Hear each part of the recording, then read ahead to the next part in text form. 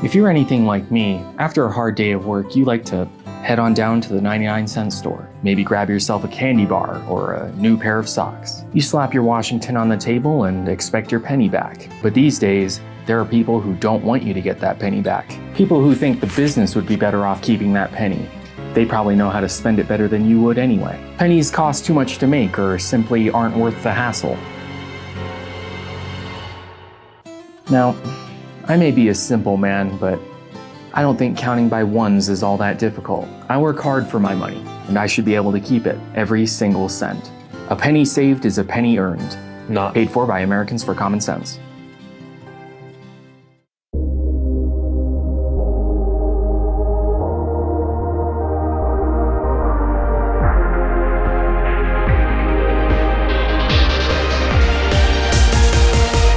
This video was legitimately brought to you by CuriosityStream. This one's not a joke.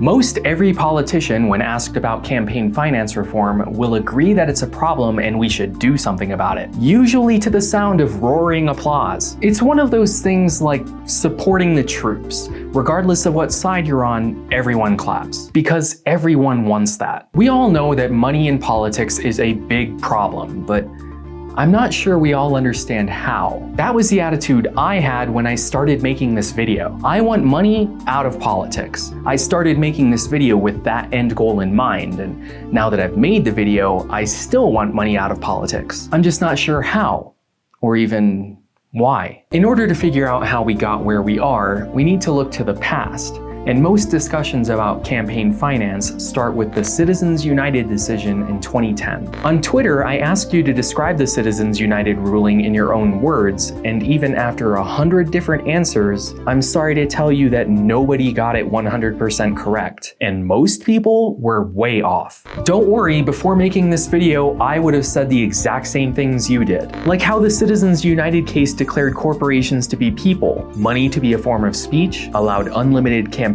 contributions, allowed corporations to contribute to campaigns, and created super PACs. It might surprise you to hear this, but it did none of these things. Corporate personhood goes back centuries. They're able to sue people in court, enter into contracts, and own property. But an 1886 decision stated that they had many more rights under the newly written 14th Amendment. While the case was originally about taxes, the decision basically gave the green light to corporations to exercise their right of free speech. So that's one off the list. They don't have all the same rights as people, but they do have some. The infamous 1972 Watergate scandal was ultimately a campaign finance violation that they tried to cover up, which caused Congress to pass several new laws restricting money in politics. As a result, the Federal Election Commission, or FEC, was founded in 1975. Their sole purpose is to enforce campaign finance law and disclose contribution information to the public. Before them, it was basically the Wild West. A year later, a Supreme Court case was heard which challenged many of those new laws,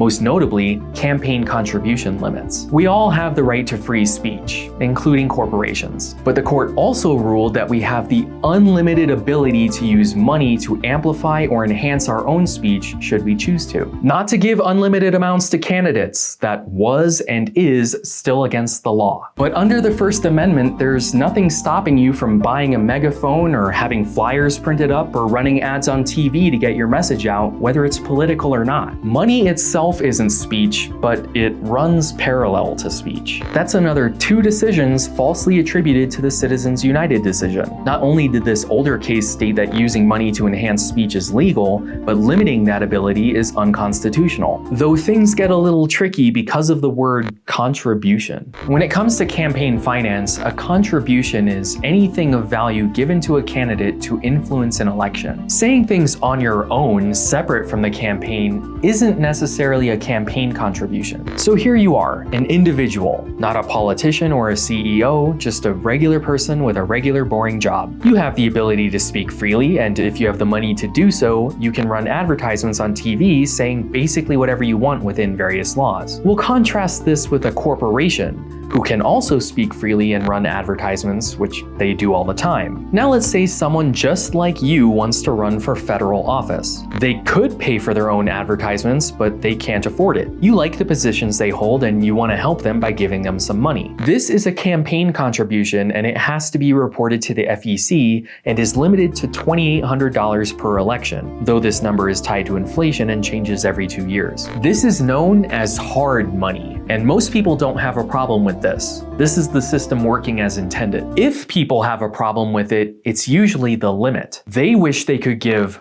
more. If you decide to cut out the middleman and just run your own advertisements, if you mention that people should vote for candidate X, that is an in-kind contribution and is subject to the same disclosure rules and limits. So you can only spend $2,800. But let's say you wanted to do more. You don't just believe in candidate X, you believe in party X, and you want to help them get elected nationally. No problem. You can also write them a check. Your identity will need to be disclosed to the FEC, and you're again limited, but to $35,500 a year. Since the party will use this money to run advertisements to help get its people elected, this is also hard money. In 1978, the FEC made an administrative ruling which stated that donating to a political party for election purposes was subject to campaign contribution limits. This is called electioneering, and it's a somewhat important concept. If I run an advertisement for or against any candidate, or in support of or in opposition to any ballot proposal,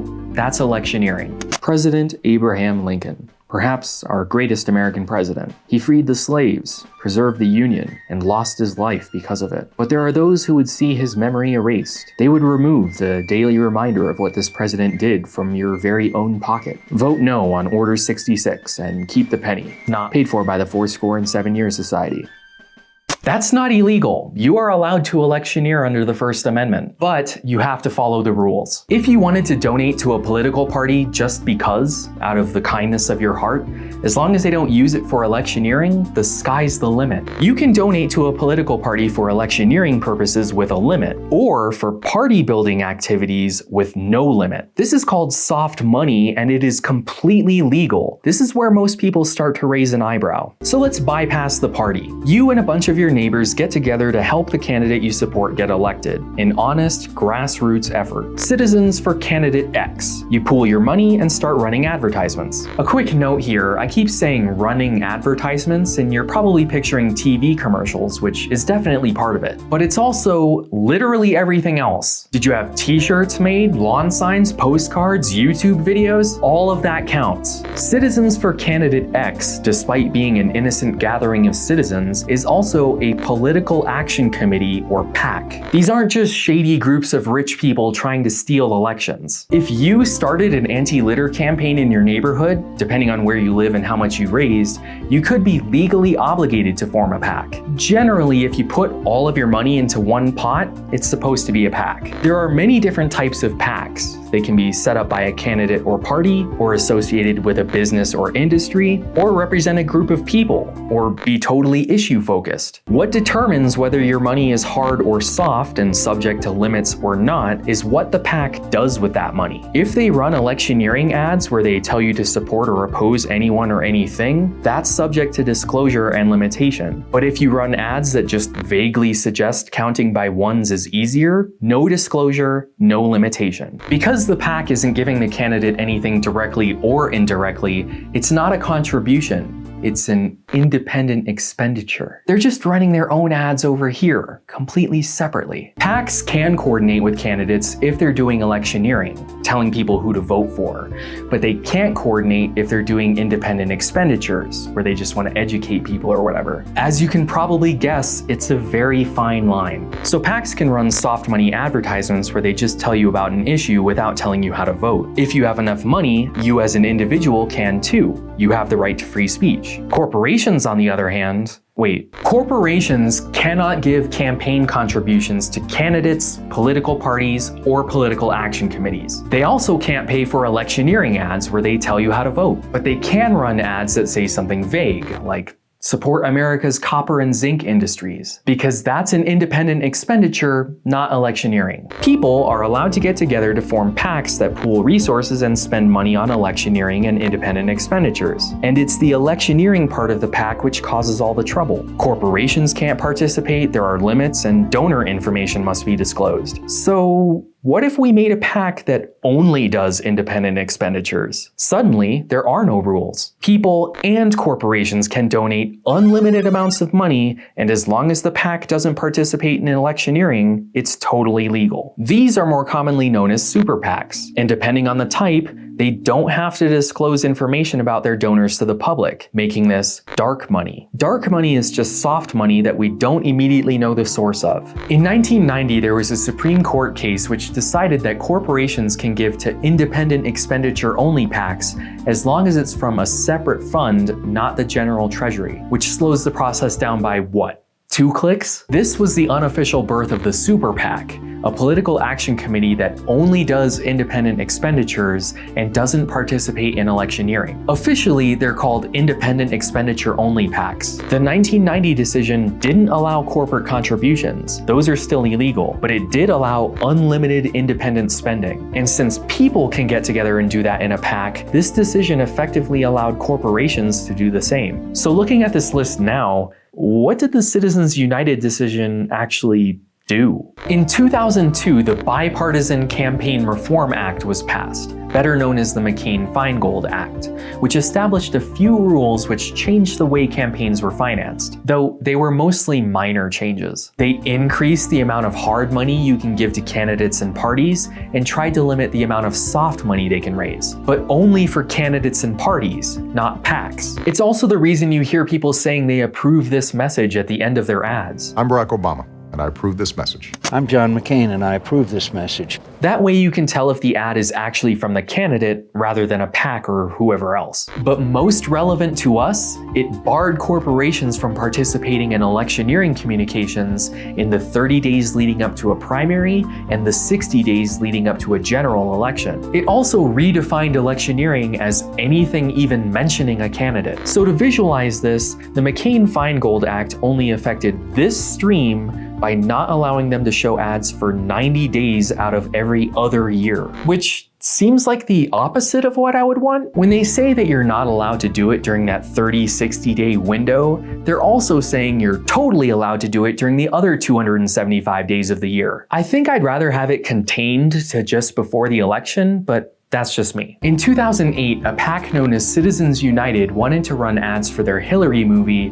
during the 30-day window before a primary, and they couldn't, so they sued. And spoiler warning, but in 2010, they won. So what did this decision actually do? It overturned the 30-60 day ban on corporate soft money spending, which only existed for a few years at that point. The court felt that limiting free speech just before an election runs counter to the intention of the First Amendment. It didn't declare money to be speech, it didn't allow unlimited corporate spending. Those were already allowed. It also didn't create super PACs. They had been around for decades. Citizens United, the group that caused all this fuss, was created in 1988. The Supreme Court also overturned that 1990 Michigan decision, so now corporations could give the super PACs from their general fund rather than having to create a separate one. They closed the loophole and just let them use the regular hole.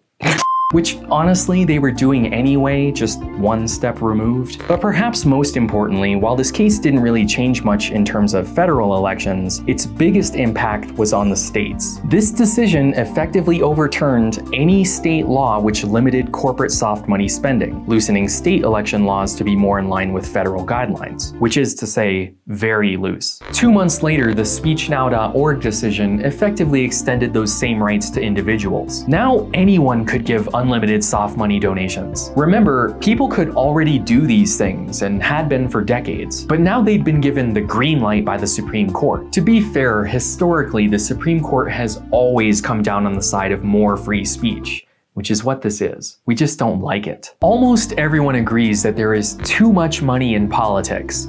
This is the problem people want to get rid of. So it's probably a good idea to define what this means. What is politics? Is this political? You might not think it, but to some people, this is a very blatant political statement. A clothing company paying an athlete to take some pictures of him while wearing their product. Seems innocent enough. But because of what that athlete did a few years ago, some people view this as a corporation opposing a political candidate. So I'll ask again. Is this political? It certainly isn't overtly political, but neither is support America's petroleum industry. It seems like it's only political if you disagree with it. Politics that you agree with is just common sense. But other people wanting to have the option to pick a non-white male main character in a video game? Why'd you have to make it political? With that understanding of politics, the issue isn't really money in politics, it's money in politics you disagree with, because if you agree, it's not politics. So let's shift to the money side of the problem. We all agree that there's too much money in politics. But what is too much? The 2016 presidential election cost $2.38 billion, which is about $500 million shy of the most expensive, which was 2008, which was before the Citizens United decision. In fact, when you account for inflation and population, presidential campaigns have cost roughly the same amount over time, with a few notable exceptions, especially recently. But congressional races have been getting more expensive, with the cost nearly doubling in the last 20 years. The most expensive federal election accounting for inflation was 2012 at $6.85 billion, which sounds like a lot of money. But dog grooming is a $9 billion a year industry. I think there is too much money in politics, but when it's less than one of the most extra industries I can think of, maybe it's not too much. I don't know what the right number should be. Federal candidates who ran unopposed still ended up spending over $1 million on their campaigns each. So maybe it's not the amount that's the problem. On Twitter, I asked you all a series of questions about what you think should be legal when it comes to campaign finance. Most of the questions returned similar results until I got to these two. Take a moment to read these over and ask yourself, what is the difference between these two scenarios? In both scenarios, a group of people who work at the same place made a commercial that will ultimately benefit the company. Even the difference that seems obvious isn't really. They all get their paychecks from the same place. So really the only difference between these scenarios is if your heart is in the right place, which is impossible to regulate. Even if you made a rule saying companies cannot participate in independent expenditures, what's to stop a group of coworkers from doing it completely on their own and then getting a nice holiday bonus conveniently timed after the election? They'll say it was completely unrelated, but what it really boils down to is that people just don't want corporate money in politics. This soft and dark money stream is the one most people seem concerned with. Corporations either on their own or as part of a super PAC running mostly issue-based ads that aren't technically electioneering. So what is a corporation? Most of us immediately think of Google, Amazon, ExxonMobil, Monsanto, you know, the big evil ones. But also that mom and pop restaurant on the corner and many YouTube channels are corporations. Charities are corporations. Under the IRS code, they're what's called a 501c3 organization. These are charitable nonprofits like the Red Cross. Donations are tax deductible, are limited to 50% of your annual income, and must be disclosed to the IRS. They are not allowed to directly participate in politics, except in a general assistance capacity like driving the elderly to the polls. In fact, when we look at our handy chart, all of these are corporations. 527 organizations are political nonprofits. This includes all political parties, political action committees, and some super PACs. Contributions are not tax deductible by the donor, but the organization does not pay taxes on it. Contributions are subject to a limit depending on what the organization uses the money for, whether it's hard or soft money. 527s must also disclose who their donors are, but are only required to do so quarterly. So you may not find out who paid for an ad until after the election election. These groups can participate in electioneering, independent expenditures, or both. But there's another popular choice which organizes under Section 501c4. These are social welfare organizations like the National Rifle Association, Planned Parenthood, and just over half of all super PACs. Again, contributions are not tax deductible, but the organization is exempt from paying taxes. There is no limit to the amount you can donate since these groups are only allowed to participate in independent expenditures and only if it's less than half of their total spending. That's how they remain a social welfare group rather than a political one. There have been a few challenges to this in recent years, but as of making this video, 501c4s do not have to disclose their donor information at all. Ever. So when we look back at our chart, 527s can take limited hard money or unlimited soft money and must make donor information publicly available. Eventually. 501c4s can take unlimited soft or dark money and do not have to disclose. If you're not already, you might want to sit down because all of these can give to each other in various amounts depending on who it is and what they use it for. In the end, while there isn't supposed to be any foreign money in our elections, after it's been passed between a few corporations, PACs, and super PACs, it's been effectively laundered and could end up anywhere. The same could be said about corporate money. It's nearly impossible to track since, again, all of these are corporations, including things you might not think of, like labor unions. Hint, hint. And even professional organizations like the American Psychological Association and the American Medical Association. Are we really expecting them to stay quiet on something like healthcare policy? Really, when it comes down to corporate money in politics, I don't want it. But I also don't see how we can get rid of it. It is a slippery slope situation. If we want to get rid of all money in politics, that means you can't go and print up flyers for your anti-litter campaign. So obviously some money has to be allowed. On the other end, both of these are allowed. Corporations can't endorse a candidate, but they can do independent expenditures. Like many of you, I kind of wish they couldn't. I would move the line down here, but I don't know how to justify saying that businesses can't participate, but labor unions, professional organizations, and political action committees can. Because remember, they're all corporations. I don't know how to stop bad actors without also stopping good actors. So why make this video then? Why explain all of the intricacies of campaign finance if I'm just gonna tell you that I don't know the answer? Because some people, including PragerU, claim to know the answer. I'd give you two guesses, but you'll only need one. Deregulation. And I obviously disagree. But on the flip side, simple solutions like overturning Citizens United wouldn't do much either. So you're gonna reinstate that 30-60-day ban on some soft money spending? That doesn't seem like it's gonna solve much of anything. Most of the stuff people don't like is already illegal. Super PACs are not supposed to coordinate with candidates or run electioneering ads. But in practice, they do it all the time. They're just not punished for it. The documentary Dark Money looks into several of these cases, and while it is a fantastic bit of investigative journalism, I feel compelled to remind you that everything they look into is already illegal. We don't lack regulation. We lack enforcement. Over the decades, the way corporations have sought to curry favor with politicians has changed. It might surprise you to hear that traditional lobbying has fallen out of favor. Campaign contributions and super PAC donations are all the rage now. There is actually very little evidence that money changes minds. Politicians don't really go from anti-something to pro-something because of a donation. It's much easier and cheaper to just find someone who already agrees with you. So rather than try and recruit a mercenary politician, they look for a principled activist they can amplify. There have also been calls to close the revolving door in DC. This is when someone from the private sector gets a government position, changes a bunch of regulations, then goes back to whatever corporation they left. But how can you meaningfully stop that? This is America. Are we really gonna make laws about who you're allowed to work for after being in government? That doesn't sound right. Even if you implemented a 5-year waiting period, that would become the contract's start date. Some people even take issue with politicians writing books or giving speeches after leaving office. I'm not sure I want to tell people what they can do with their lives after they're done serving the public.